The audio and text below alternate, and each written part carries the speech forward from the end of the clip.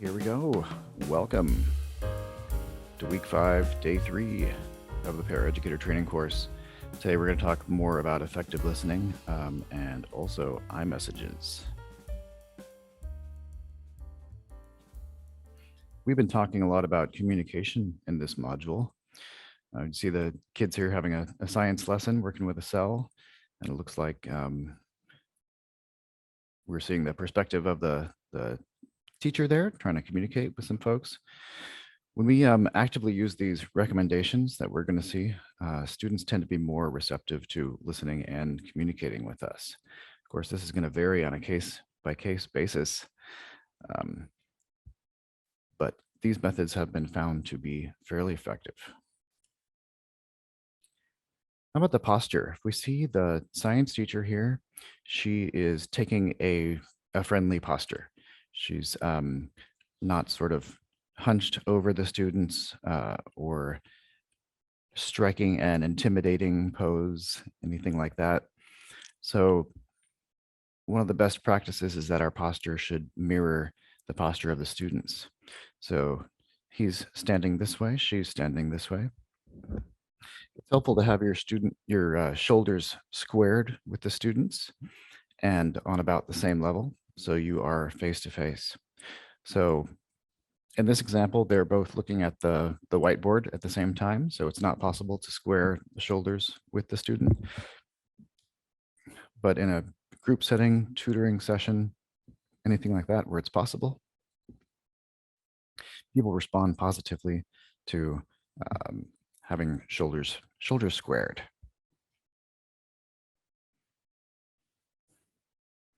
Eye contact. Yes. In California, like in other parts of the country, eye contact is considered a positive thing. It means that it's interpreted as being attentive. It's not the same everywhere in the world. Eye contact with students shows that you're interested in what they have to say.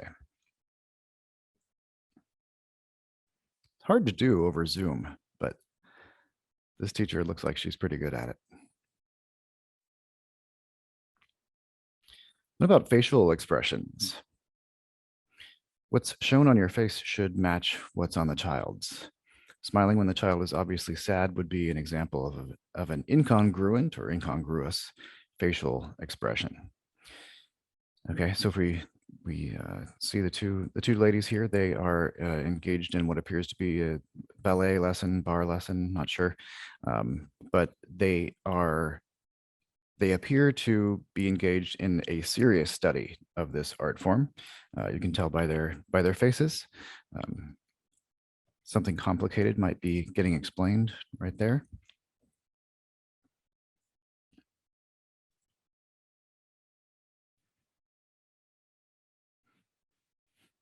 Okay, what about distance? The distance from the child shouldn't be too close or too far. What's pictured here might be too close. This is actually more like a mother and son posture, but the shoulder is about the only place that we can make contact with the student. So what she's doing here is not it's not disallowed. About 3 to 4 feet is average distance in California when you're carrying out a normal conversation. Standing too close can make the student uncomfortable, while standing too far away can indicate that you are disinterested in what they are saying. Of course, we know everyone has their own unique personal space requirement, but in general, comes down to about 3 or 4 feet.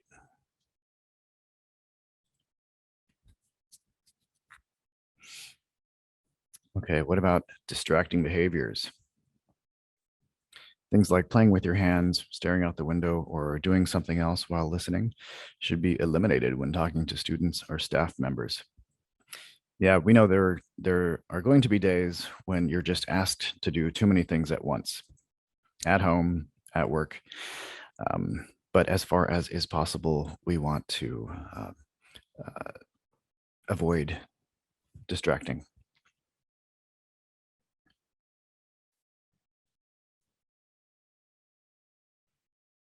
Okay, what about voice quality? It's not a measure of how good your voice is, but what's the tone of your voice? The tone should match the child's, the student's. It would be inappropriate to be loud if the child is in a quiet mood. Yeah, I was able to demonstrate this today without saying that I was demonstrating it. A student came to me for some help with a paper that he was writing, and I made sure to keep my voice's volume both at the same level as his, out of respect, and also at that level so that I wasn't sharing everything with the entire class, right? So if I were correcting a mathematics test or something like that, imagine it could happen. And I was telling the student loudly, you did this one wrong, you did that one wrong. It's not very fair to them that everyone hears about their scores, about their challenges. Um, and praising too loudly can also be negative at times. It might make other students feel left out.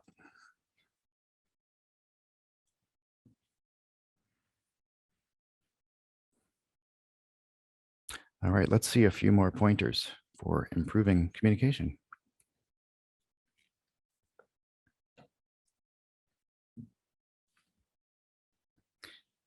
Respect, courtesy, and trust.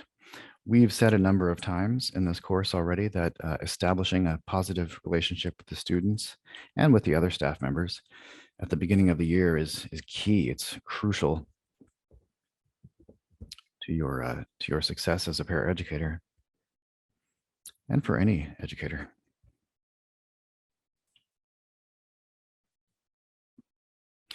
So what we want to convey in our communication is that we're encouraging students and not simply seeking control over what they do. We talk a lot about how we behave differently with our kids at home than we do with the students in schools. This is kind of an example of that. When we're at home, often we're just trying to get our kids to finish that darn homework, and we'll use very different language than we would in the school setting from time to time.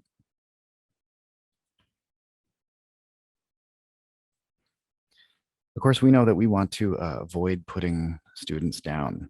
Um, we shouldn't use humor to put them down or sarcasm to put them down.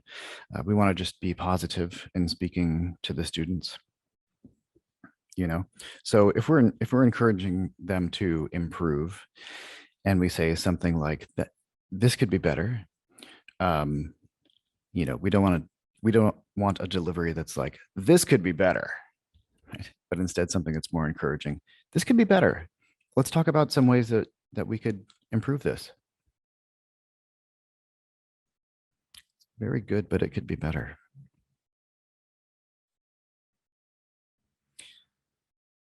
When it's possible. We know it's not always possible, but we like to organize ahead of time and, of course, think before we speak.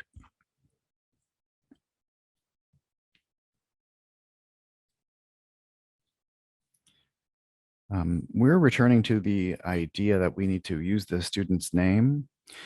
Um, it's I have noticed that in California, people tend to call every boy buddy, and a lot of times people call girls sweetie, things like that. So there's nothing inherently wrong with either of those things, but when we use the student's name, um, it's another way of conveying that we're interacting with exactly you. I'm interested in what you're doing. You're important. And then speaking in a calm manner. We know that we may have to modulate the volume of our voices depending on what's going on in the classroom and how much distraction there is at any given time. But speaking in a calm manner sort of conveys to the student that they could be calm too.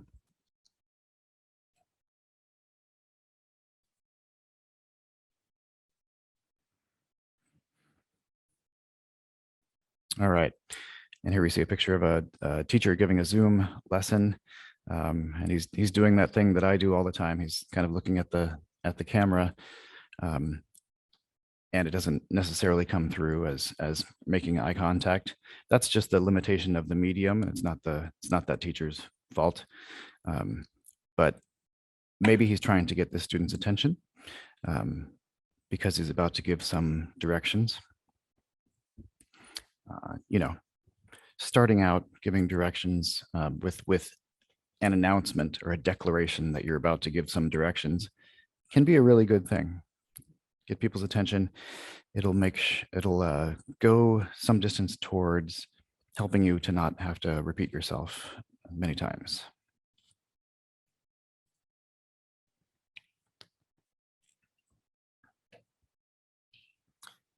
Okay, and we want to try to maintain eye contact with the student.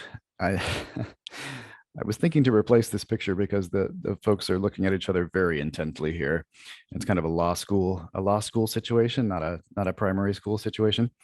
But the principle is the same. When we're using that eye contact, it means we're paying attention.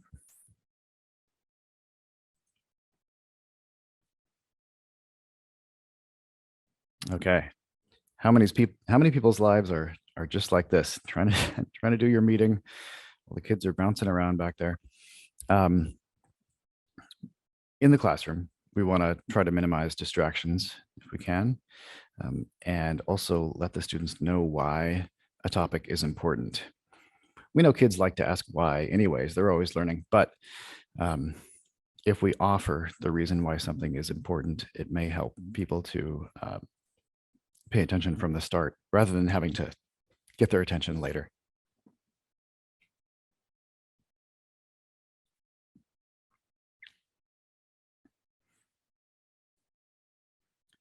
All right. Here we have what looks like an adult talking to maybe a teenager or preteen, I don't know, trying to let them know that he's talking to them for their benefit. You know, you'll have varying levels of success, varying degrees of success with this.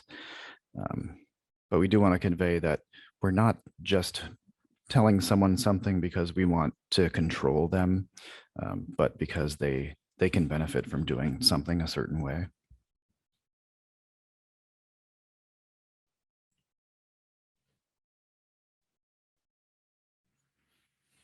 And we've been talking a little bit about using questions, question talking. Active listening involves a lot of this, using questions to involve the student and to check for understanding, to monitor understanding.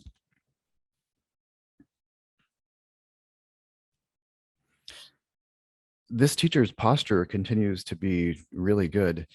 We see the way she's interacting with this student here. She is collaborating or correcting whatever's on the page there, but she's not sort of vultured over the young guy. She's back like this and pointing to it. That takes practice. It's a really good skill there.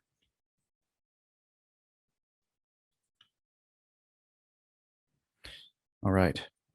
When we're trying to help students move forward, we can include examples from the student's experience. So, you know, for instance, do you remember when multiplying 6 times 6 was difficult for you?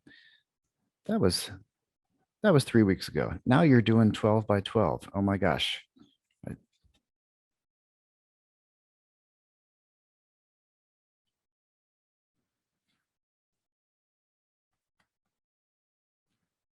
Okay, and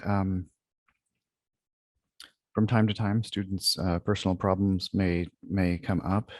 You know, it's usually not something that we should bring up.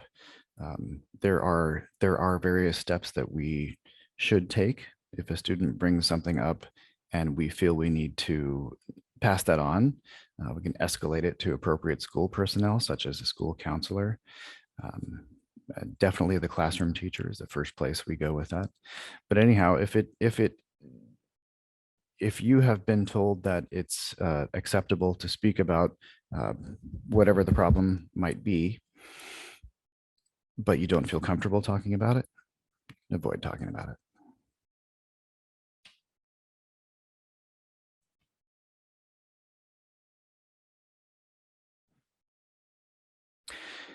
And if the student becomes distracted or frustrated, this happens to all of us, right? We should stop and allow them to refocus. Give them a little time to refocus. Maybe help them refocus. But taking a pause is always a good thing.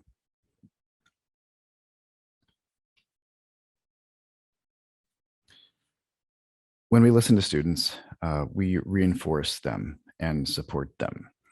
So much of our job is about reinforcing the students. And when people feel they're being listened to, they feel supported.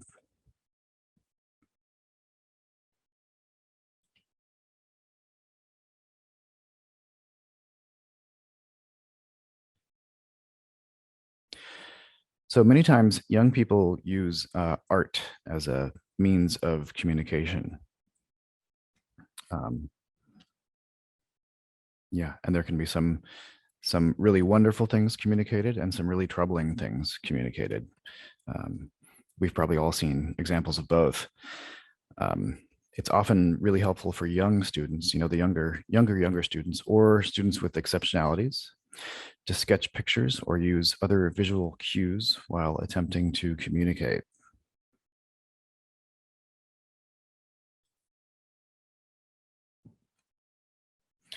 Right. I'd like to start talking a little bit about language of acceptance. We sort of broached this subject in the previous day's lecture, but now we're going to move ahead a little bit with it.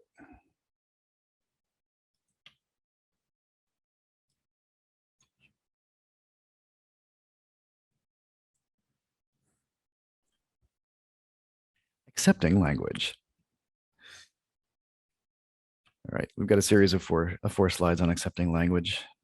Everyone, acceptance of another, another person, is an important factor in fostering, building a relationship where a person can grow and actualize their full potential. So what this sort of buzzword phrase means is they reach the best place that they can, be their best selves. At times, young people become what adults around them continuously tell them they are. Oh, so you're smart. You're really, really smart. I can't believe how smart you are. Are you really my kid? You're so smart. Right. This sort of positive reinforcement, as long as it's genuine, goes a long way. And then if we've got negative reinforcement, that also goes a long way, but in the wrong direction.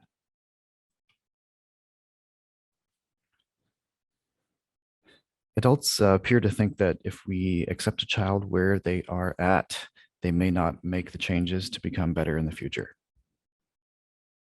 So if we communicate unacceptance, the child is more likely to change. This is the thought. But it turns out the opposite is the case.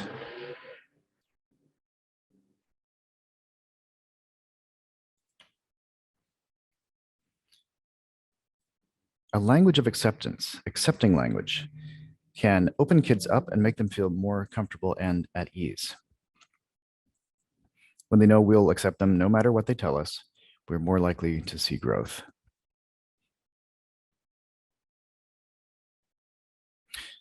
When we communicate in an accepting way, we're using a tool that can facilitate positive effects in students. So it seems like this is a way to increase confidence, to support students, to scaffold them, all that kind of thing. Okay. So remember Thomas Gordon, who we referred to yesterday. Talk can cure and talk can foster constructive change, but it must be the right kind of talk.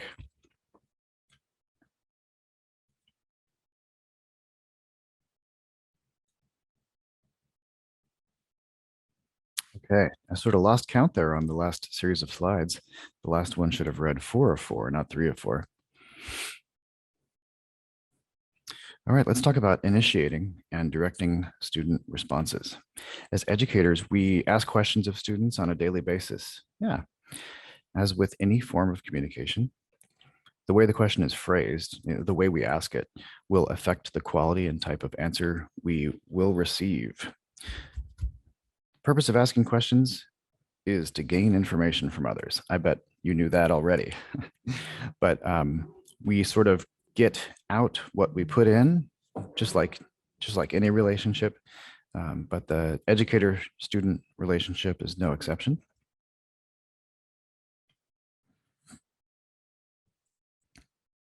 These types of questions are called information-seeking questions.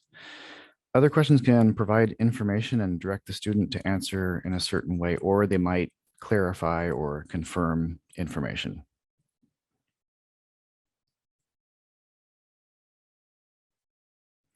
In a classroom setting, most of the questions that we ask students are direct and they're looking for a specific answer. For example, can you tell me the answer to number 1?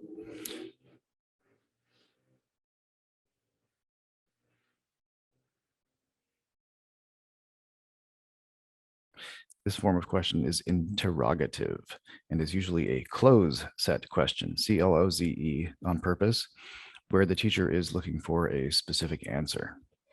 So these are the kinds of, we've referred to objective tests and objective questions before. These are those, the close set.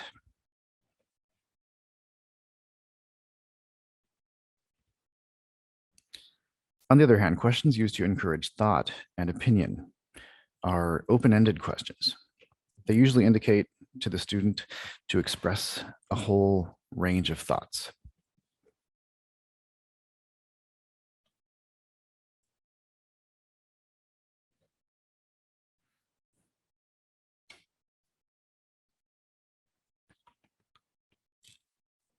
Okay, let's talk about some ways that we can ask questions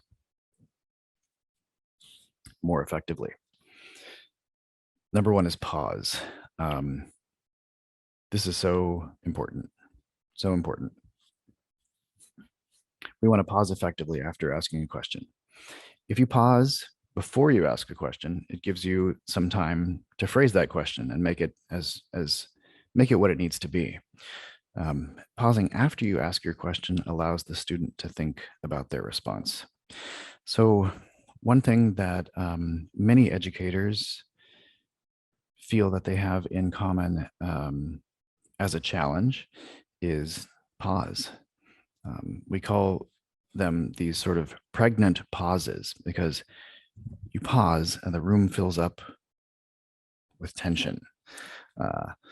Students are sort of looking around sometimes, unless it's a question that they answer quickly. And we feel an urge to facilitate the answering of the question. So we often will suggest an answer. And research shows that we, on average, wait less than 3 seconds to do that. So if we are able to suppress that urge and really allow the students to try to come up with an answer, it's much more beneficial to them.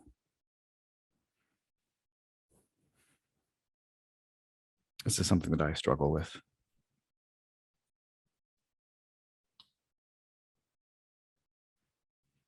All right, we also want to monitor questioning interactions. What types of questions do you ask? Do you ask closed questions when what you really wanted was for the student to elaborate some on their answer? We really need to have a series of questions where we can start out with some closed questions, some closed set questions, and move to the much more open-ended ones.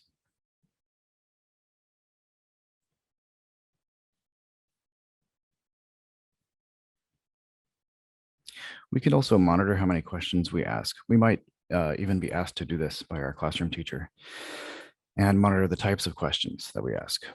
Can you make questioning more effective if you asked fewer questions or more questions or different types of questions? These are kinds of things that you might monitor closely.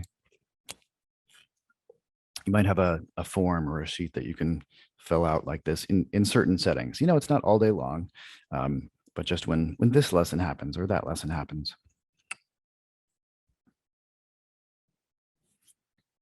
It's important that we monitor students' understanding, doing frequent comprehension checks, right? To check if a student understands what was communicated, just ask the student to repeat the directions or the questions or to summarize what was said.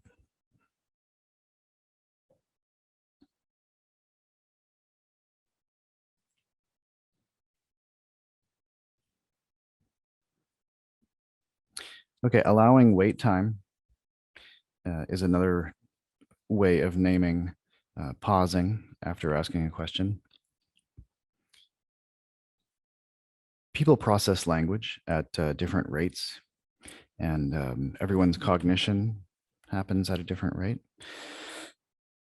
So we want to give people time to be able to express themselves. We want to be open to questions too. Sometimes you might get on a roll explaining something or describing something, and the student asks a question, and it's like you're derailed. Your train is derailed. Your bike gets a flat for a second. But really, it's great. It's great that they're asking questions. There are a couple of reasons. One, it means that they're paying attention. Two, you have increased opportunities for learning moments to happen. Yep. Yeah. For teaching moments to occur. So we want to encourage students to let us know when they don't understand explanations or questions. And we want to be willing to rephrase those. Okay, folks, give me a moment here. Okay, so what does it all mean? What does it all boil down to? By becoming a more effective questioner, you're giving more opportunities for students to more openly respond and to relay their thoughts. This promotes students to be more reflective, to think more about what's going on, and provides situations for them to actively become involved in their learning. Yesterday, we talked about epistemology, making meaning. We're always making meaning. And this is one instantiation of that, one representation of that. When students feel they are involved in their learning, they feel that they are co-creating meaning with the educators and each other. By learning more about your style of questioning, you'll become more effective when asking questions. We've learned a certain way of asking questions in our normal lives, and we need to to some degree, retrain that for the classroom setting.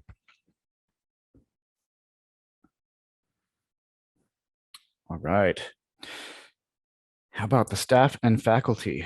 Folks, I want to let you know that at my school, we have awesome staff and great faculty. It's really great working there because everybody is very friendly to each other. There's just no negativity at all. It's really nice. And everyone communicates things very openly. It's refreshing. So the culture of the school is one of very good communication, and it's ideal. All right, let's talk about staff relationships. Most likely, the school staff will be made up of many individuals with different working styles and different styles of managing paraeducators. Paras and teachers who are committed to working as a team should demonstrate mutual respect and goodwill for one another, as well as towards the students.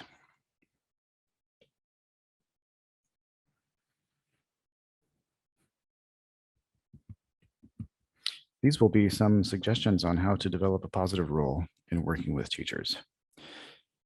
Here's one. Ask questions about assignments, clarification of daily schedule or classroom activities.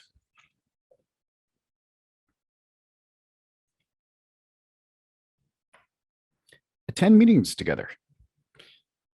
Compliment each other about work that is well done. Everybody likes positive reinforcement, as long as it's real. And don't take each other for granted.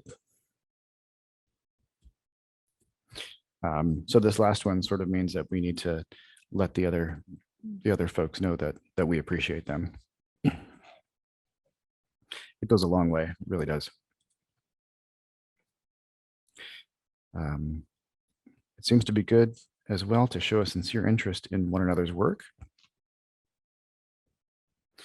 and to stick to the teacher's standards of classroom behavior. Whatever the classroom teacher establishes as the standards, we want to stay close to those, adhere to them. We should also be loyal to teachers, students, administrators, and paraeducators. So on the previous slide, we talked about how there would be different management styles. And your classroom teacher may manage you in a way that's different from your friend's classroom teacher. And so those are differences that we ought to respect and support.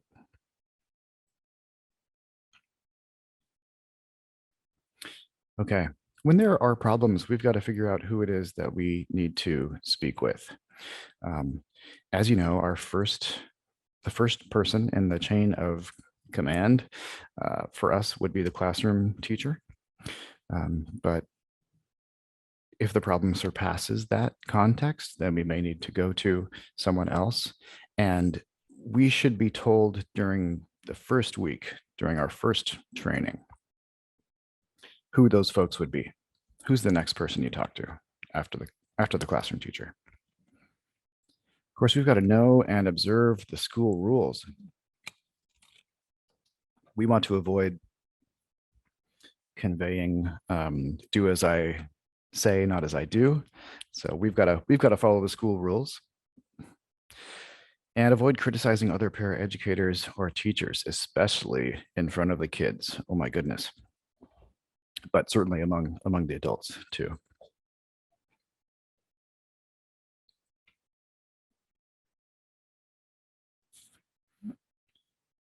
We want to be friendly in the classroom, naturally with the students, but also with our coworkers, and offer our services gladly. It's in education, any job in education, you have to want to do it. If you don't want to do it, there's no it's not going to be fun. It's not going to be enjoyable for you. All right, I have referred before to effective teaming. And teaming is it's sort of a neologism. It's kind of a new usage of the word team, I guess, turning it into a verb like this, teaming. And effective paraeducators need to have their roles clearly defined by the supervising teacher, and they must receive supervision and support in the classroom. Teacher and the para must discuss the next several topics in order to be an effective team in the classroom, such as goals for the class. Everyone needs to know the goal, yeah? Responsibilities of the paraeducator as well as the teacher, right? Those roles need to be established right away in the beginning. You need to learn each other's areas of expertise. She's very good with math. She's very good with words.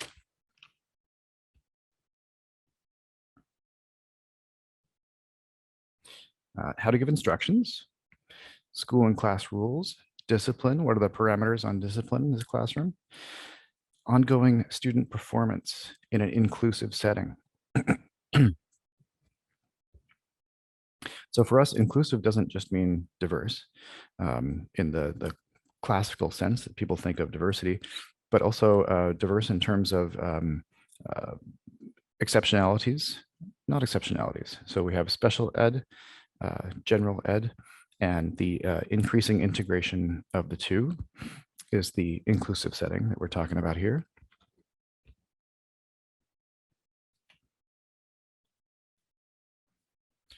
Most likely, your staff is going to be made up of many individuals with different working styles. Parents and teachers who are committed to working as a team should demonstrate mutual respect and goodwill for one another, as well as towards the students. So, in any working situation, there's no guarantee that we're going to be paired with a manager that whose personality fits with ours. Uh, it often happens that it does work out well.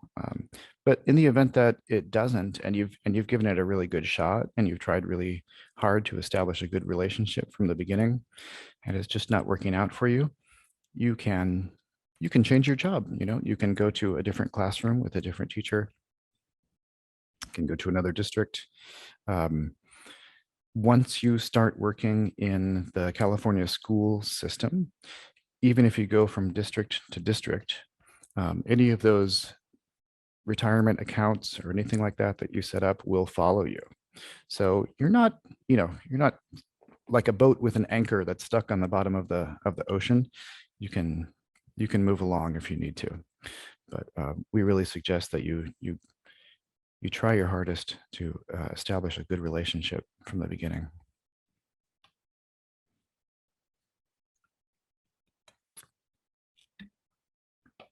Okay.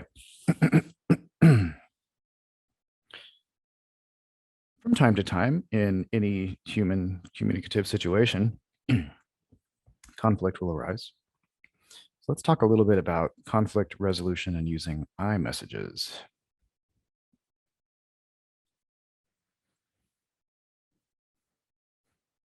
Are you ready for an activity? For this activity, you are to demonstrate the use of iMessages. The formula for an iMessage is this. I feel, then we give a description of the feeling. When, objective description of the event, when the thing happens, and we say it without emotion, because how the behavior affects me. All right.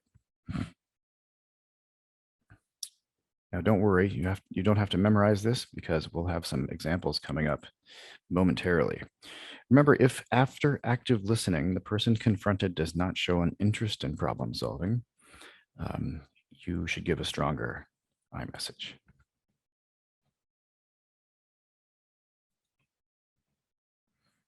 Okay, here's our first hypothetical. For the last 4 days, a fellow educator has parked her car so close to the driver's side of your car that you have to enter from the passenger side. Oh my. Oh my. An example of an iMessage could be something like this. I feel frustrated when you park your car so close to mine because I am unable to get into my car from the driver's side, causing me to have to crawl over the gear shift from the passenger side of the car. Okay, let's look back at the structure. I feel, feeling, when, event, because, how it affects me.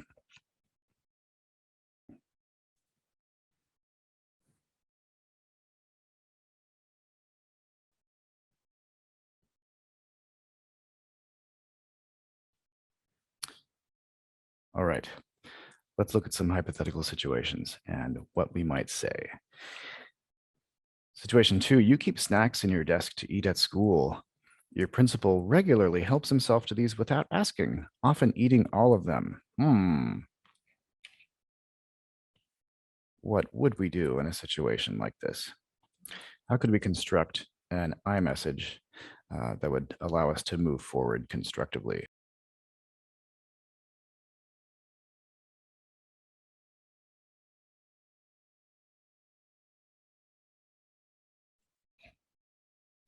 Okay, here's the second situation. Part of your assignment as the resource pair educator has been to go with a student to a regular classroom and assist. The regular teacher has made a commitment to allow this student more time to take the tests given in class. However, this is not practiced in the classroom. The student is now failing. What sort of iMessage could we construct to approach this situation?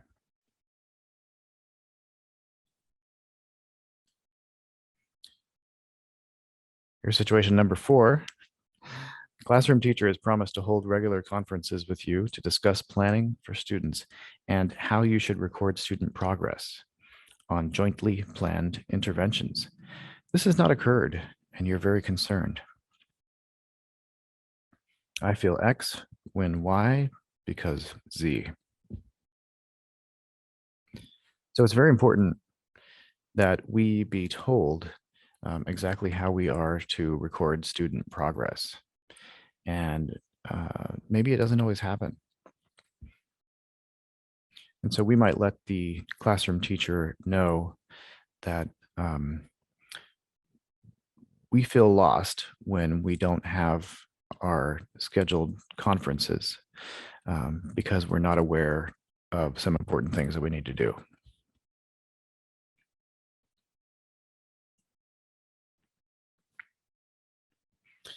How about this one? A fellow para talks in a negative manner about her job while the two of you are eating lunch in the lounge.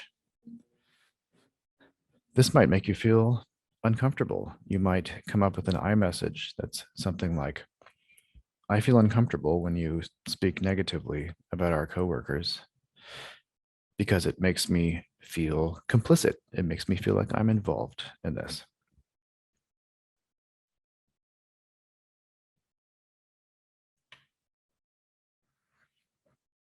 All right, let's talk about a problem-solving model.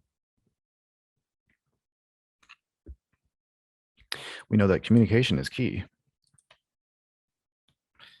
When problems do come up, though, it's best to try to solve the problem through the use of communication. The model I'm about to talk about is designed to allow the para to solve problems in a non-confrontational manner. There's 5 steps to this model, in which participants communicate ideas, problems, alternatives, and solutions to one another.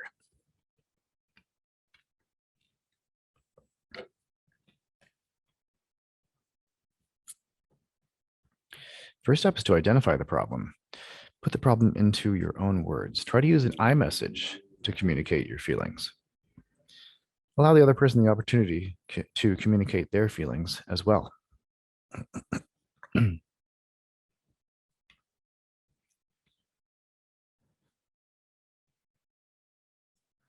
Step 2 is all about defining and determining the causes of the problem.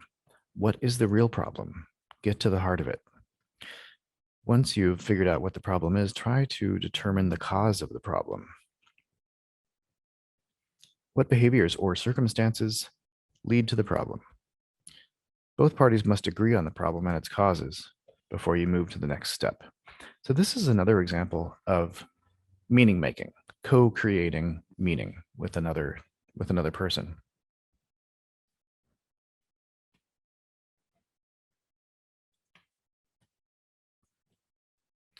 Step 3 involves identifying potential solutions. Brainstorm as many solutions as you can.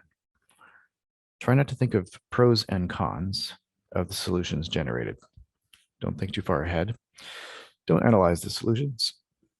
Excuse me. Don't analyze the solutions, just list them. In step 4, we analyze potential solutions. Evaluate each solution. Will it work? And what will it entail? What's it going to take to do this? Then you can narrow down the solutions and try to find a few that you can both agree on.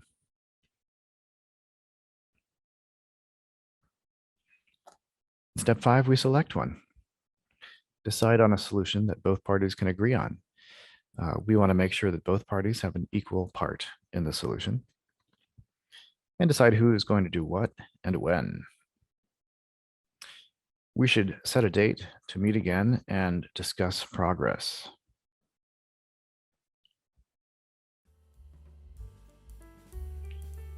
Step 6, we're evaluating the results. Has anything changed? Is another meeting needed? Should we schedule one? It's important for you to always address the person with whom you have a problem. All right, this concludes week 5, day 3.